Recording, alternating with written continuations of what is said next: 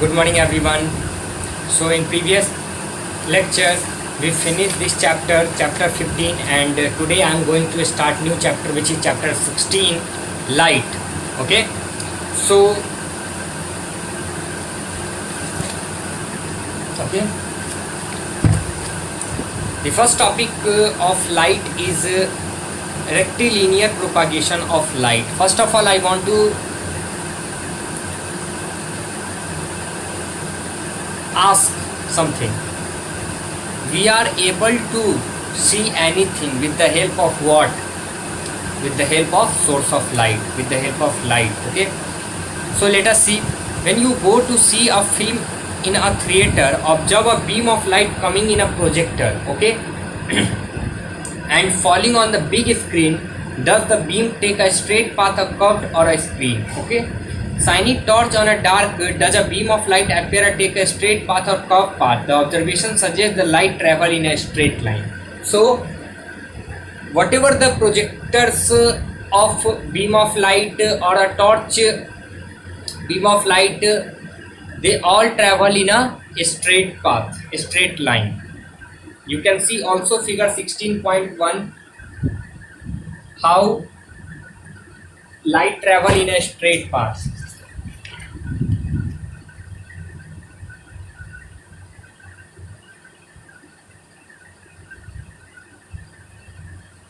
Light cannot bend along the tube. In laboratory, you can perform more accurate experiment.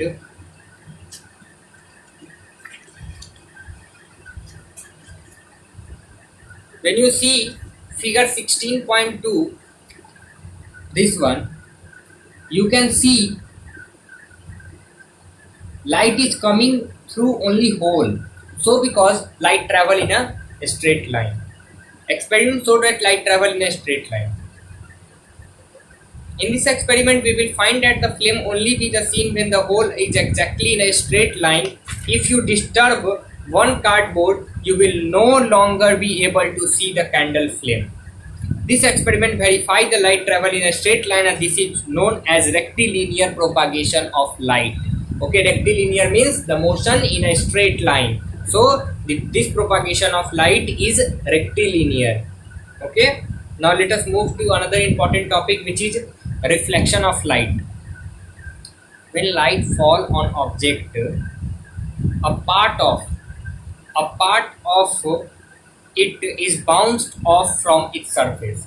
Whenever incident light fall on a surface, then after it fall and go back to another direction. So the phenomenon is bouncing back phenomenon.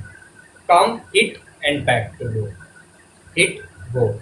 So this is incident ray, and that is reflected ray.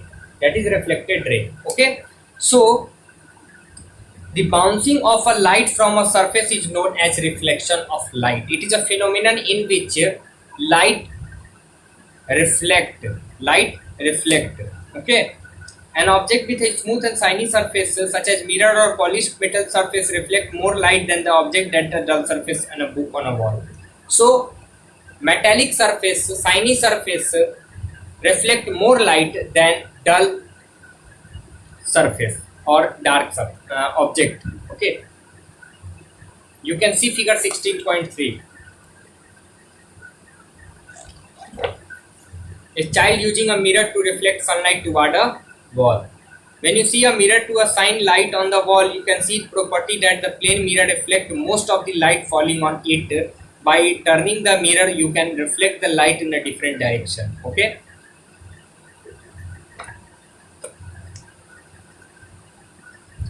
When you see the mirror along the reflected ray, you can see the image of slit and slit of the object, and you can look the mirror, you see image of yourself also. So when you stand in front of a mirror, you are able to see yourself. How is it possible? Is it possible due to the phenomenon, due to the process of reflection? Okay, let us understand the process of reflection while you are standing in front of a mirror. Okay, so when you stand in front of mirror, a ray of light come on your body surface. After reflected, that all reflected ray goes to mirror, and then after reflection on the surface of mirror, the reflected ray come on our eyes and then be able to see. Also we can say that in this way, if I am able to see this book, then how I am able to see this book? So light comes from this way, sunlight right now, light is coming on this way, and coming ray is said to be incident ray. So incident ray, after falling, it reflected in a different direction. So many rays come and reflected in a different direction. Those rays which reflected and come to our eye, then we able to see this book. Okay.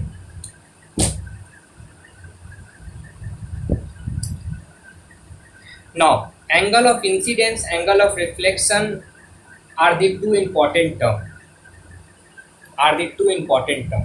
See, this is surface, this is plane surface, okay? This is plane surface, and this is the light fall on this surface, okay? So and this is the normal, okay? This is the normal which measure the angle of reflection and angle of incidence, okay? So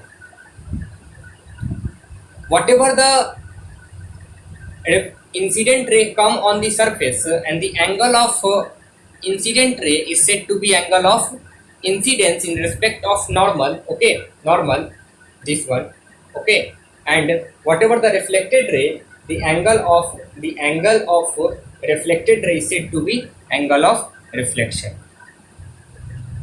First we can say that in this phenomenon, in reflection, the angle of incidence and angle of reflection both are equal to each other.